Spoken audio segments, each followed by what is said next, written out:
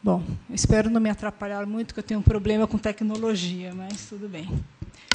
Agradeço a Abrasta, os presidentes do Congresso, pelo convite, e nós vamos conversar agora sobre o Deferazirox. Bom, eu vou fazer uma revisão dos dados mais recentes que foram publicados em relação à eficácia e segurança do Deferazirox. E o objetivo é avaliar a função dele em relação ao ferro tóxico, à ferritina, ferro hepático, às crianças, dados cardíacos, e a segurança, em especial, aos rins. Falar um pouquinho de terapia combinada com Deferazirox e Desferal e as conclusões. Só lembrando que uma diferença do Deferazirox em relação aos outros é que a excreção dele... A excreção dele é nas fezes. Em relação à eficácia, ele pode ser dado uma vez ao dia, porque ele permite uma cobertura de nível sério, que consegue controlar o ferro tóxico durante 24 horas. No meio. Pronto, isso aí, é vermelhinho.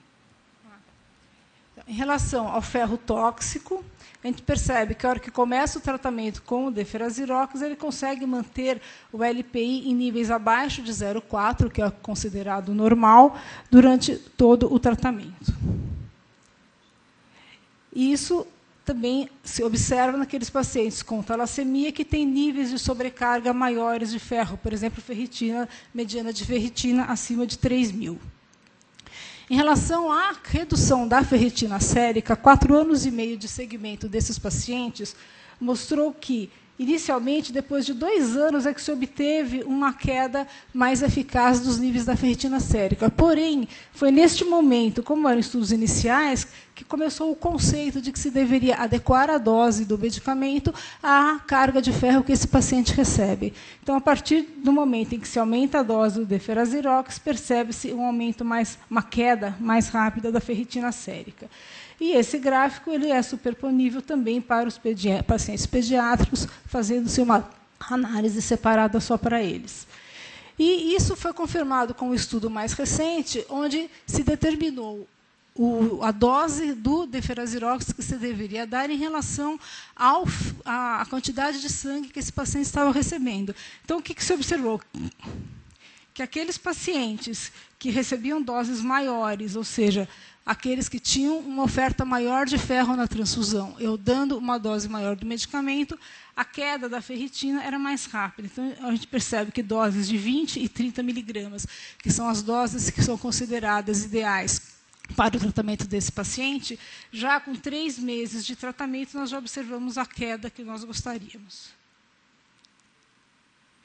Isso também é observado para crianças, e observa-se que, na pediatria, a dose mais eficaz foi acima de 30 miligramas por quilo, porque nós sabemos que a necessidade transfusional da criança é maior do que do adulto. Então, a partir daí, recomenda-se que uma dose inicial do Deferazirox seja de 20 miligramas por quilo, mas, se o paciente recebe mais de 4 unidades por mês, ele pode já começar com uma dose maior de 30. Se ele recebe menos de 2, nós podemos pensar numa dose um pouco menor, para que se consiga um balanço. E sempre lembrar que, nos pacientes pediátricos, nós devemos sempre estar acertando o peso dele em relação à dose, para que ele não receba subdose do tratamento. Em relação à concentração hepática de ferro, observou-se o quê? Que tanto os pacientes que usaram o Deferazirox no estudo inicial, quanto esses pacientes que completaram 5 anos de tratamento, quanto pacientes que usavam o Desferal e passaram para o grupo do Deferazirox depois, usando 4 anos do medicamento, houve uma queda estatisticamente significante da concentração hepática de ferro. Mesmo aqueles pacientes que mantinham níveis mais elevados de ferritina, conseguiu-se reduzir a concentração hepática de ferro, tanto nos pediátricos quanto nos adultos. Em relação à fibrose e à cirrose, o que se observou? Que o deferoxirox ele foi eficaz em reduzir, no momento que ele conseguia reduzir a concentração hepática de ferro, independente se esse paciente tinha fibrose ou cirrose, ele acabou obtendo sucesso tanto nos doentes que tinham uma fibrose maior do que naqueles menores.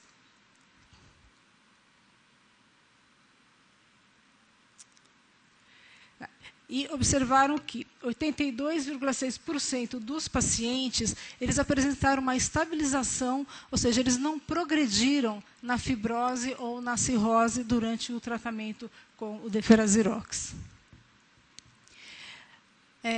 Nós sabemos que hoje a cura para o paciente com talassemia major é o transplante de medula óssea, e também sabemos que depois desse transplante existe uma necessidade de você continuar reduzindo o excesso de ferro que esse paciente tem. Então, tradicionalmente, o que se faz é a flebotomia após o transplante, mais um estudo de 7 pacientes foi publicado, onde, após o transplante, tentou-se dar o deferoxirox para avaliar a resposta e observou que naqueles pacientes com talassemia major depois do transplante, também obteve-se a redução dos níveis de ferritina. Existem estudos comparando o deferoxirox com o desferal, e o objetivo do estudo inicial era avaliar a não inferioridade do deferoxirox em relação ao desferal, e isso foi comprovado. Então, observou-se que, em doses de 20 a 30 miligramas por quilo do desferal, do deferoxirox, não houve inferioridade dos dois medicamentos em relação à redução da concentração hepática de ferro desses doentes.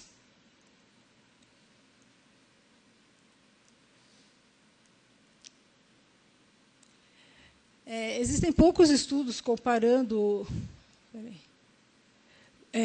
os 3 medicamentos, como já foi comentado. Seria interessante estudos prospectivos, mas, nesse especificamente, avaliando-se a ferritina sérica, o T2 cardíaco, o T2 hepático e a concentração hepática de ferro, esse autor encontrou diferença estatisticamente significante apenas para os pacientes que usaram o deferoxirox. Aqui a gente tem que pensar que o número de pacientes é pequeno, então, para a gente tirar uma conclusão, precisaria de um número maior. Porém, a gente pode pensar que, nesse estudo, a dose que foi utilizada do deferoxirox é a dose recomendada, 30 miligramas por quilo. Quando nós observamos outros estudos de comparação, geralmente eles usam doses menores, doses em torno de 20. Então, talvez essa seja uma diferença que acabe mudando um pouco esses resultados.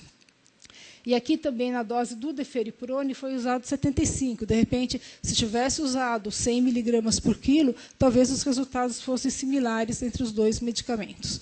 Mas, de qualquer jeito, são dados ainda preliminares que são apresentados, e não dá para tirar grandes conclusões só com o que se tem hoje em literatura. Estudo in vitro, avaliando a ação dos 3 quelantes nas células miocárdicas de ratos, mostrou que tanto o deferoxirox quanto o deferiprone são eficazes na remoção do ferro dessas células de ratos. E isso acabou, recentemente, sendo refletido na clínica, com um trabalho que o Dr. Penel publicou, de 3 anos de seguimento desses pacientes com sobrecarga cardíaca de ferro, usando monoterapia com deferoxirox, e mostrou que houve uma melhora. Então, aqui é a mediana dos pacientes, uma mediana de 11, que é uma sobrecarga importante. Ao longo dos 3 anos, esse paciente conseguiu chegar para uma sobrecarga mais leve. Aqueles doentes que já partiram de uma sobrecarga mais leve, em 2 anos, eles já conseguiram normalizar o T2 estrela, e essa normalização continuou. Agora, aqueles pacientes já mais graves, demorou 3 anos, pelo menos, para sair do nível crítico, para atingir um T2 estrela acima de 10. Mas aqui ainda é uma área reservada, onde a gente tem que estudar mais. Eu acredito que, abaixo de 10, a terapia combinada ainda é o ideal para esses pacientes. Acima de 10, a gente tem alguns dados de literatura, e que cada médico tira suas conclusões e define o melhor tratamento para o seu paciente. E só lembrar que, quando for pensar em tratar coração com o deferoxirox, a dose tem que ser acima de 30 miligramas por quilo, porque abaixo disso a gente sabe que não é eficaz para remover ferro do coração. Em relação à fração de ejeção do ventrículo esquerdo, o estudo mostrou que, ao longo dos 3 anos, houve manutenção da fração de ejeção. Outro autor, também estudando um número menor de pacientes, acabou encontrando resultados semelhantes. Em 18 meses de seguimento, esses pacientes conseguiram aumentar o T2 estrela do coração desses doentes.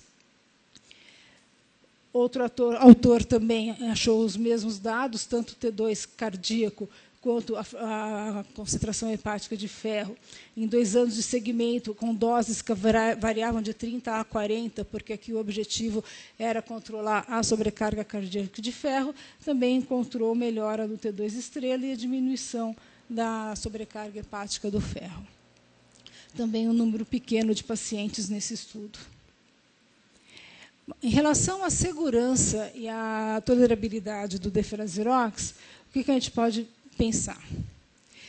Bom, dos estudos clínicos controlados que foram feitos, o principal evento adverso é a alteração renal, ou seja, 36% dos pacientes tiveram um aumento não progressivo da creatinina sérica, um aumento acima de 33% do valor basal. Então, temos que ficar de olho no rim desses pacientes. O segundo evento adverso mais comum foram gastrointestinais, como náuseas, vômitos, dor abdominal. Depois, rush cutâneo, aumento de transaminases e perda auditiva e alteração ocular. Na época, era mínima as alterações, mas hoje, ao longo do tempo, já com 5 anos de uso, tem se encontrado pacientes com alteração auditiva e ocular, da mesma maneira que se encontrava com o desferal. Então, hoje, obrigatoriamente, também temos que controlar a audiometria, fundo de olho dos pacientes que, porventura, venham a usar o deferoxirox. Esse aumento, esse comprometimento da função renal, foi feito um estudo de 2 anos e meio, uma avaliação de 2 anos e meio de estudo em relação à creatinina sérica, ao clearance de creatinina desses pacientes. E observou-se o quê? Que no início do tratamento até tem uma diminuição do clearance, mas ao longo do tempo esse clearance se estabilizou. Então, nessa dose de 20 a 30 miligramas, você encontra uma alteração principalmente nas 4 primeiras semanas de tratamento, mas não significa que você não vai mais seguir. Você obrigatoriamente tem que seguir esse paciente mensalmente em relação à função renal, até pelo menos a gente entender melhor o que está acontecendo. Em relação ao clearance, pegando todas as idades, crianças e adultos, a gente vê que também no início existe uma queda nas 4 primeiras semanas, mas depois existe uma estabilização desse clearance de creatinina.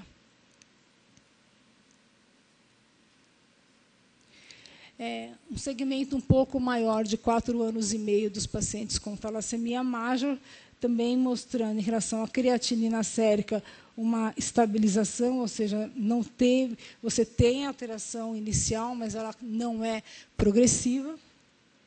Então, 7,2% de pacientes que tinham creatinina sérica normal ao início do tratamento acabaram tendo 2 valores seguidos de creatinina acima de 33%. Tá? Então, não é um evento que a gente tem que desprezar.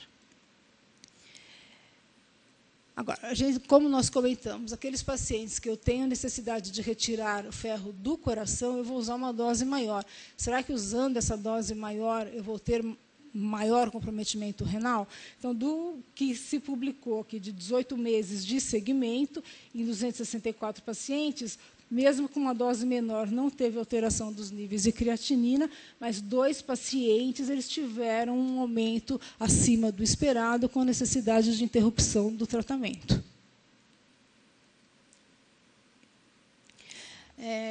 Um estudo, porque a gente quer tentar entender o que acontece no rim desse paciente. Então, está em andamento um estudo para avaliar a hemodinâmica renal dos pacientes com talassemia major. São pacientes virgens de tratamento, que eles nunca usaram, pelo menos, o Deferazirox. Você dá o Deferazirox por 8 semanas, suspende 2 e vê o que acontece. E avalia a taxa de filtração glomerular e o fluxo plasmático renal. Ainda é um estudo pequeno, com 10 pacientes. O Dr. Piga, que está liderando, depende se ele tiver um comentário a mais que seja interessante para a gente saber, mas observou o quê? Na dose de 30 miligramas, você tem tanto uma diminuição da taxa de filtração glomerular quanto do fluxo plasmático renal no início. Ele estabiliza, e a hora que você suspende o Deferazirox para ver o que acontece, esses valores normalizam. Então, realmente, ele tem uma ação no rim. Então, esses resultados preliminares sugerem que ele tem um efeito, pode ser considerado leve no rim, mas por quê? O que acontece? A gente tem que entender.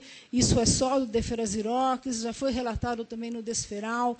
Tem um estudo recente agora do Deferiprone, que ele avalia em crianças a solução oral, e ele cita que alguns pacientes chegaram a ter um aumento de 20% da creatinina em relação ao valor inicial também. Então, o problema que cai é o rim do paciente com talassemia, é o quelante, é a ação. É uma coisa nova, a gente vai ter a oportunidade de discutir bastante isso agora nesse evento, felizmente, para tentar entender melhor o que está acontecendo. Dos eventos adversos mais comuns, tá, em 5 anos de segmento dos doentes, então, a alteração renal, a principal, seguida de náuseas, rush, vômitos, diarreia, dor abdominal.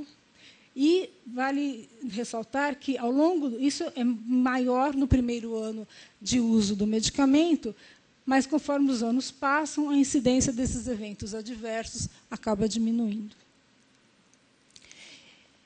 Uma análise separada em criança, né, porque criança, ainda mais a gente como pediatra, né, adoro.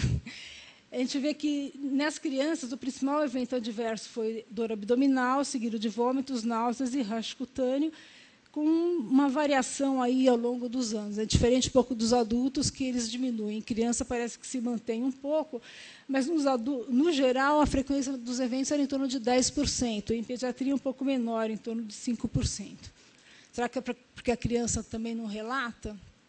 Mas é para a gente ficar mais esperto e ficar acompanhando melhor essas crianças. Em relação à segurança do estudo EPIC, que é o que avaliou a sobrecarga cardíaca no coração, por ser uma dose maior,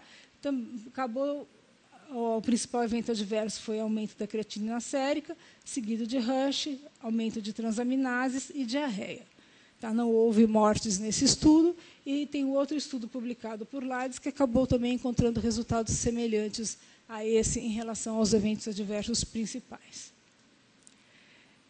Experiência pós-marketing, a gente estimula os médicos realmente a referirem os eventos adversos, e observou-se que casos de insuficiência renal foram relatados com o uso do Deferazirox, mas, geralmente, alguns pacientes precisaram de diálise e acabaram saindo com a diálise, mas a maioria eram pacientes já maiores, que tinham outras doenças associadas, que, às vezes, tomavam outros medicamentos, ou tinha alguma complicação da sua doença hematológica de base, porque os estudos não foram só para pacientes com talassemia, foram para anemias, em geral, que eram dependentes de transfusão.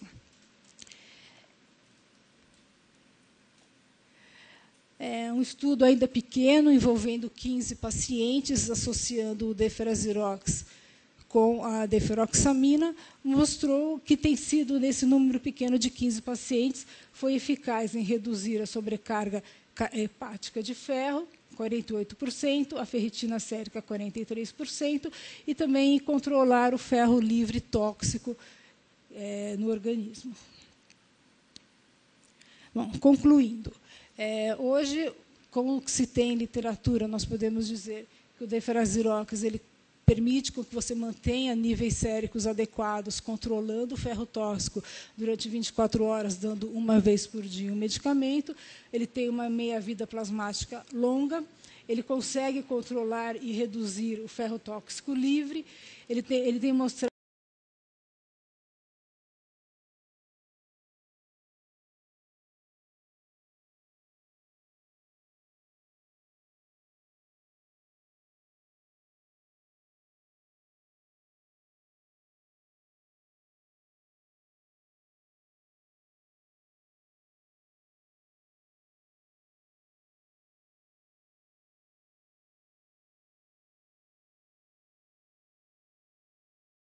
acima de 30 miligramas por quilo por dia.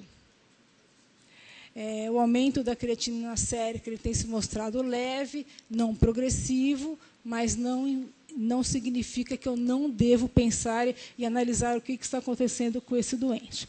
Que 36% dos pacientes que usam apresentaram essa alteração renal.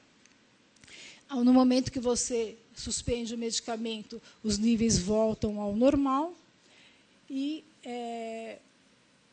tem se observado mais também esse aumento da creatinina naqueles pacientes que recebem doses maiores e, na verdade, eles são pouco transfundidos. Obrigada.